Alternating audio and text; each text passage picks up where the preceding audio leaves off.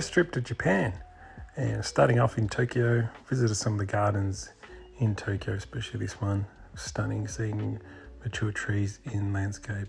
Also saw this stunning 300-year-old Japanese black pine planted by one of the emperors, Tokugawa, over 300 years ago.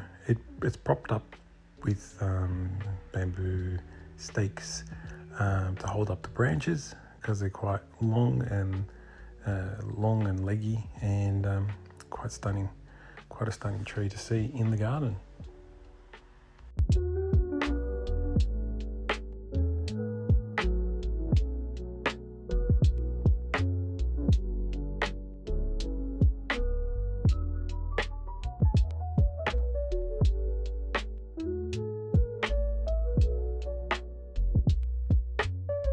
In Tokyo, we made our base in Shinjuku City, which is quite an interesting area, quite everything going on. We also visited Asakusa Sensoji Temple, which is very popular, lots of tourists and quite overpopulated. Also visited the Meiji Shrine in Harajuku.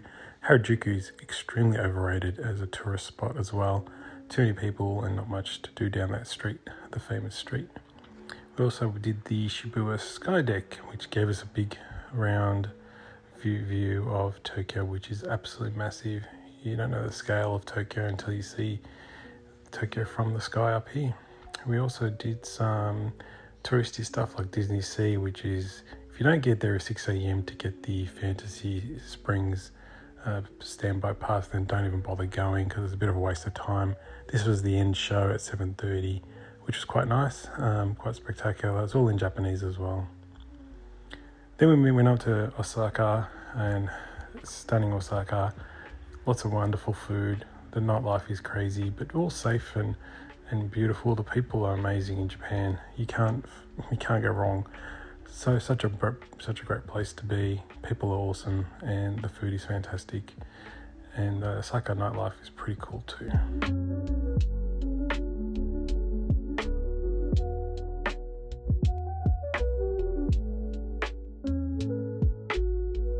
We went on to Osaka Castle, of course. Beautiful architecture, lovely. Love the castle there. And the gardens around it are quite spectacular too. Good to see everything growing and healthy and beautiful. We did a little of a touristy thing in Osaka Team Labs Botanicals, which is interesting. A lot of nice lights and so on. Then obviously we went down to Nara and fed the deer, which were very friendly. If you don't feed them quick enough, they kind of like to nip you and bite you, but they were quite good. Then we went on to Universal Studios, which was awesome compared to Disney Sea. Lots of opportunity to see great stuff by getting an early access pass, express pass they call them, where you can pay for and get to see everything you want to see. Then we moved on to amazing Kyoto. Kyoto was just breathtaking. You understand why Bjorn's moved there permanently. Beautiful gardens, beautiful people, beautiful everything in Kyoto. Temples everywhere, every street corner pretty much. But most of the major shrines and so on you can get to see as well. But this is just one of the gardens we went to just before we went to the bamboo forest in Arashiyama, which was also quite spectacular. The trees were just about to change. Those Japanese maples were just about to change. Maybe we were there a little bit too early for it, but we'll have to go next time in November. And here's Arashiyama Bamboo Forest, which is pretty much what you see in the videos and what you see in the photos. It is absolutely stunning with all the trees. Lots of people though. If you don't get there early enough, you'll be finding the crowds. But again, seeing these old growth bamboo forests are amazing. Also, there was a nice river, a nice view from up the top of Arashiyama.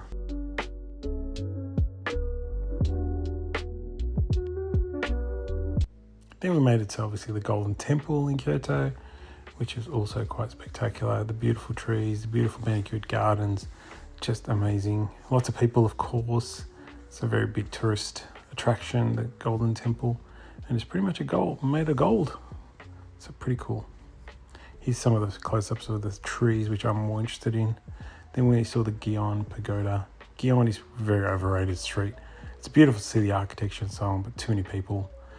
The Torii Gates, obviously the famous Torii Gates in Fukushima, that was pretty awesome. Again, massive tourist trap with lots of people there, but you got to see the gates. You got to see how many there are, and they're quite spectacular and very, very impressive, and all to do with the Shinto religion in Japan, which is all about the kami and beautiful things like that.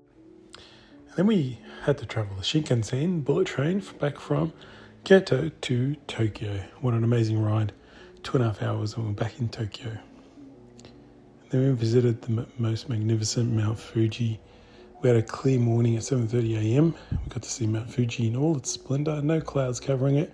It was a great time, great view, massive mountain, volcanic mountain. Then a bit further, 20 minutes later, and the clouds started coming once we got up further up to have a look at Mount Fuji, but a beautiful place. We also visited the Shirato Falls, which all that water comes down from Mount Fuji through rock crevices and through all the built up volcanic rock. All this water flows through.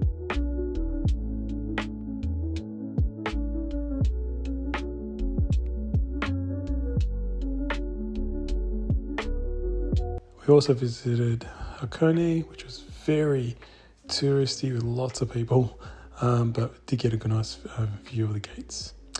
And of course, bonsai. The Ueno Green Club I visited on the last day. I only had a very short time to be able to visit it, and I got to see some beautiful trees on display.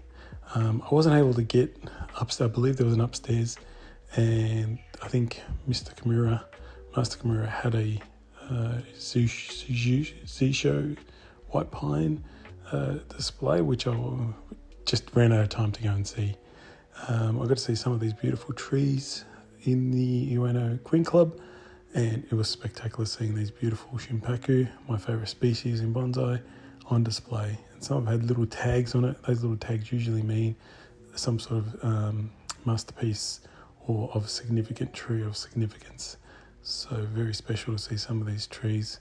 There's some small ones too on display, but all in all, it was a beautiful place to visit the Ueno Green Club. I also visited the outside area, which I'll go to in a sec, but just all in all, what a magnificent place Tokyo and Japan is. The three areas I visited, three main areas of Kyoto, Osaka and Tokyo, with also Nara and Kobe also in there as well.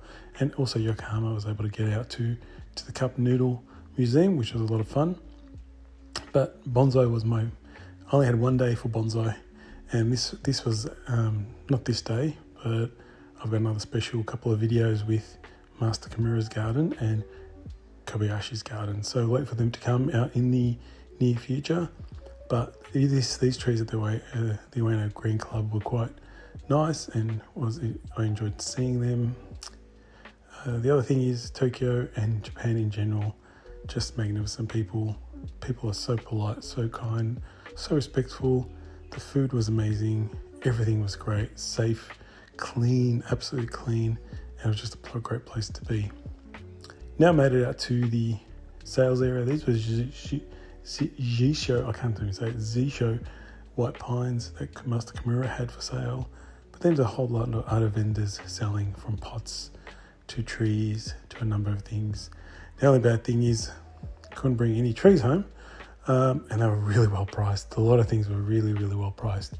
One thing I did definitely see was the Shohin sized trees were just as expensive as the more larger sized trees. So very interesting to see that collaboration, or that contrast, not even a contrast, but similarity, which is very rare. That doesn't happen in Melbourne. The bigger trees, even if they're not very well styled, are asked for more money than the smaller trees, which are perfect. So really interesting to see how different in Japan is, with the minis getting the same price as, or being, have the same selling price as the larger trees. Now you can see a whole beautiful range of trees here on display, and it was such a great experience seeing these trees. Now I got to Ueno Green Club on the Tokyo Metro. I use the Tokyo Metro all the time in Japan. It is the most brilliant, amazing system I've ever seen in my whole life. I wish Melbourne had that. kind of system, I would have travelled the train a lot more, which I did a lot of times in my younger years. But the Tokyo Metro, even the Osaka Metro, and even Kyoto trains are really well put together, clean, efficient, run on time most of the time, but so easy to navigate, especially using Google Maps. You're able to easily get around the Tokyo Metro, and it looks like an absolute mess when you see the size of the metro, but all in all, it was brilliant and saved me a lot of time and money just by traveling on the metro. All right, let's talk about some of these trees now. I did zoom in on some prices. I can't probably see the prices right now, but usually if you see a price in Australian dollars, you just take off, just move I think I call it moving the decimal point to the right one, and then you get the actual Australian price, because it was pretty much $1 was 100 yen, so it was easy to convert. It's just 2 zeros, taking off 2 zeros off the end, and then you get your Australian price. So you'll see some of these prices that are going to be very relatively cheap in the scheme of things. $300-400 for trees that are, in Japan, that are worth a lot more in Australia, or priced a lot more higher. So really, really well done to just take off 2 zeros, and that's your price. So off the end, that's how easy it is to work out what the Australian dollar version of those trees are. American dollars would be even less. So, you can work it all out pretty easily. Just unfortunately, we can't bring any of these home, or maybe some of the deciduous, but 2 years in quarantine, I believe, and stuff like that, which would be hard to swallow, especially when you're spending lots of money on trying to get these trees in. But a lot of these beautiful trees were, relatively priced in terms of where you see things. But some of these larger trees, as I'm pointing out to you here, quite expensive-ish, I guess, in the thousands. But the trees below, which I'll show you in a minute, I believe, are pretty much on par in terms of price sometimes. So, a $300, $400 larger tree is a $300, $400 Shohin tree, or even more. So some of these Shohin are quite expensive. So it just goes to show it doesn't have to be massive to get good prices, or relatively same prices. So now at the Ioana Green Club, I believe they have the standard nursery area, which is this area here. The previous area were vendors, I believe, so they were special brought in to bring in trees. But you can kind of see here how much stuff there is for sale. Unfortunately, none of it we can bring home to Australia, but it gives you a good idea of what's available for sale all year round, I believe. So really, really well done. Pines, white pines, trident maples, some of the nice tridents for a few $100s really. So wasn't too crazy what I thought the prices would be. But if you're in the US or Europe and so on, where you can bring these trees back, wow, you'd have a field day bringing all this stuff back home. Especially the smaller trees, more chance of them easily getting into the country, much smaller, easier to do. I did see a UK couple there where they picked out a small mini trident maple, which was stunning, and just carrying it in their hand, probably taken on as hand luggage on the plane. So I wish that was possible in Australia, but no, that's not allowed. So just for good reason, quarantine and so on. I tried to get a price on this one. What was it, a couple $100 for that little maple? But all in all, amazing place to visit, the Ioana Green Club. And as I mentioned, easily accessible on the Tokyo Metro, which is absolutely brilliant. So enjoy the view of the trees, and stay tuned for my upcoming videos of Master Kimura's garden and also Kono Kobayashi's garden, which were absolutely breathtaking and amazing. So I'll see you around for those videos.